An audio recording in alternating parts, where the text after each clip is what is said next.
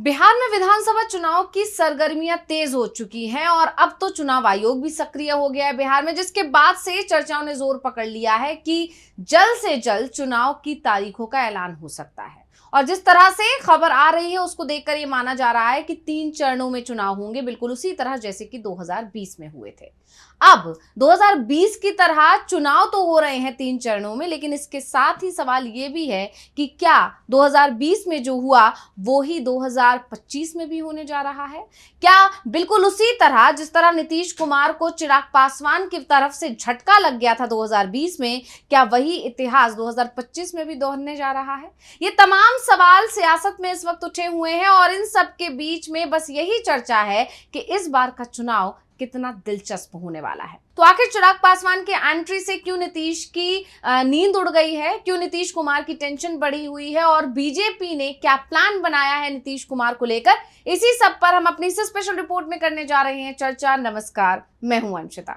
तो चुनाव आयोग ने अभी हाल ही में बिहार का दौरा किया और सूत्रों की माने तो इस बार चुनाव 3 चरणों में हो सकते हैं, लेकिन एक खास बात यह है कि वोटिंग की तारीखें तय करते वक्त दिवाली और छठ जैसे बड़े त्योहारों का पूरा ध्यान रखा जाएगा।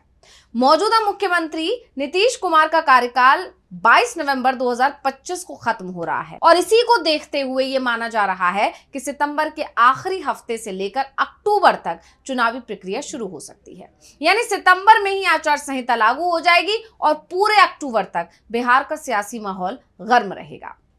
लेकिन इन सब के बीच में बिहार की सियासत में इस बार का माहौल कुछ ज्यादा ही गर्म है।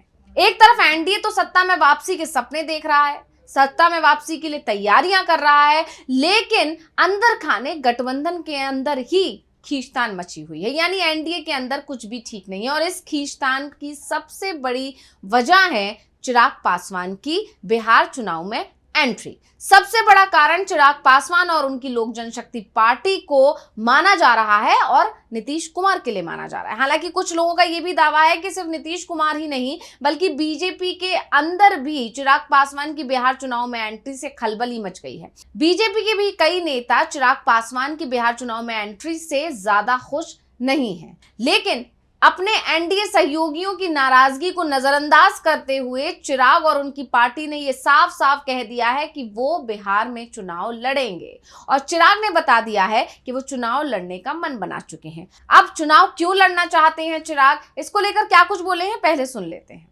ये बात मैंने कही है कि मैं बहुत लंबे समय तक अपने आप को केंद्र की राजनीति में नहीं देखता हूँ।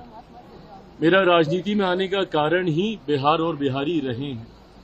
ऐसे में मेरी इच्छा है कि मैं जिस सोच के साथ राजनीति में आया हूं, मेरा एक अपना विजन भी है, बिहार फर्स्ट बिहारी फर्स्ट। ऐसे में मैं चाहता हूं कि मेरा राज्य बिहार विकसित राज्यों की श्रेणी में बराबरी पर आकर खड़ा हो, जो तीसरी बार का सांसद बनने के बाद मुझे एहसास हो रहा है कि दिल्ली में रह के शायद नहीं संभव होगा। ऐसे में ये इच्छा मैंने पार्टी के समक्ष रखी थी कि अब मैं जल्द बिहार वापस जाना चाहता हूं। ऐसे में अगर पार्टी चाहेगी, और जब मैं ये कहता हूं कि पार्टी चाहेगी तो छूटते ही आप लोग ये सवाल दागेंगे कि भैया आप ही पार्टी हैं, आप अगर चाहेंगे तो कौन आपको रोकेगा।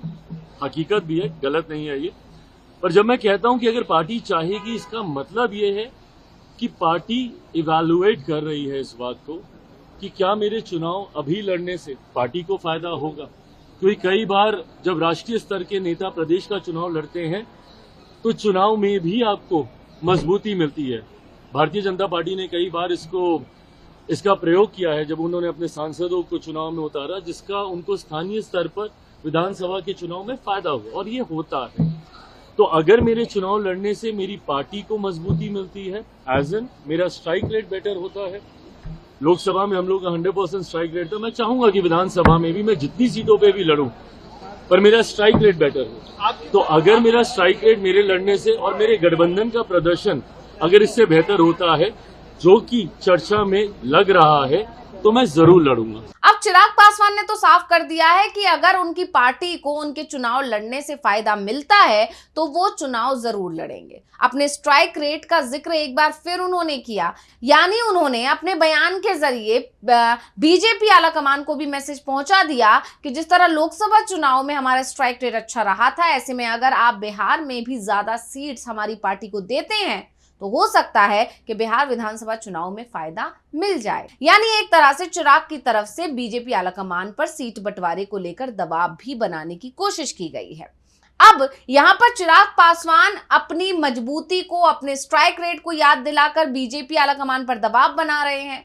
उधर नीतीश कुमार की टेंशन बढ़ रही है क्योंकि ये खबर जिसमें ये कहा जा रहा है कि चिराग पासवान इस बार चुनावी मैदान में उतर सकते हैं, बिहार की राजनीति में कदम रख सकते हैं, ये खबर नीतीश कुमार और उनकी पार्टी जनता दल यूनाइटेड के लिए टेंशन की वजह बन रही है। चिराग पासवान का नाम बिहार की सियासत में कोई नया नहीं है। अब यहां सवाल यह है कि आखिर चिराग पासवान से नीतीश कुमार इतना खौफ क्यों खा रहे हैं, इसकी वजह क्या है? तो इसकी वजह है 2020 के विधानसभा चुनाव, जिसमें चिराग ने एनडीए से अलग होकर अकेले चुनाव लड़ा था और नतीजा जेडीयू को भारी नुकसान हुआ था और नीतीश की पार्टी तीसरे नंबर पर खिसक गई थी। उस वक्त चिराग ने जेडीयू के खिलाफ कई सीटों पर अपने उम्मीदवार उतारे थे, लेकिन बीजेपी के खिलाफ नहीं उतारे थे, जिससे नीतीश की सीटें तो कम हुई और बीजेपी को फायदा पहुंचा।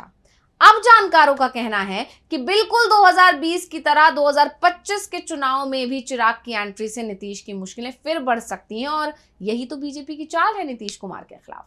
जानकारों का यह भी कहना है कि बीजेपी चिराग का इस्तेमाल कर रही है नीतीश कुमार को कमजोर करने के लिए और इसका मकसद साफ है, बिहार में जेडीयू का प्रभाव कम करना और नीतीश की कुर्सी को हिलाना। लेकिन सवाल यह है कि क्या बीजेपी इस चक्कर में अपनी केंद्र सरकार को जोखिम में डालेगी? क्योंकि आप सभी जानते हैं कि इस बार के लोकसभा चुनाव में बीजेपी अपने अकेले के दम पर बहुमत हासिल नहीं कर पाई थी। ऐसे में दो बैसाखियों पर टिकी हुई सरकार है, जिसमें से एक बैसाखी है चंद्रबाबू नायडू तो दूसरी है नीतीश कुमार। ऐसे में नीतीश कुमार अगर अलग होते हैं या उनके साथ मतभेद बढ़ता है तो हो सकता है कि नीतीश कुमार के 12 सांसद बीजेपी का साथ छोड़ के, यानी एनडीए का साथ छोड़ दें और इससे सरकार, जो कि केंद्र की सरकार है, वो मुश्किल में पड़ जाए।